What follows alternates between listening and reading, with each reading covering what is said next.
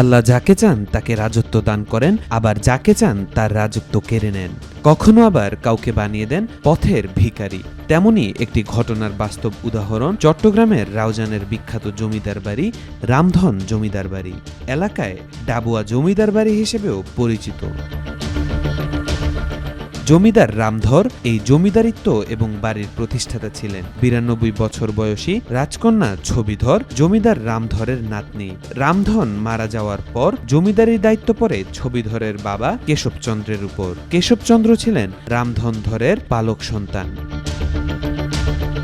1955 সালে জমিদার কেশবচন্দ্র মারা যাবার 2 বছর পর জমিদারি প্রথা বিলুপ্ত হয়ে যায়। এরপর পরিবারের সদস্যরা গ্রাম ছেড়ে শহরে চলে যান। এতে করে হারিয়ে যায় জমিদারির জৌলুস।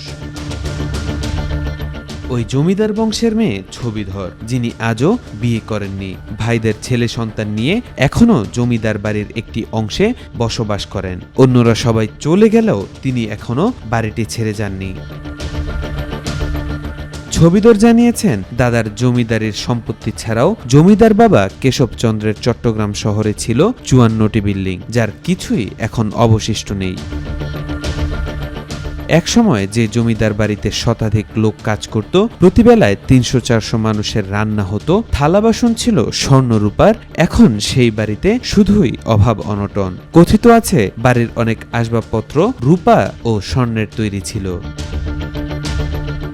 ডাবুয়া জগন্নাথ হাট, ডাবুয়া ইউনিয়ন পরিষদ ভবন, চিকদাইর পুলিশ ফাঁড়ি সহ Raozan RSAC model high school প্রতিষ্ঠায় বিশেষ অবদান রয়েছে ছবিধরের বংশধরদের। তাওফিকুল ইসলাম, আজকাল।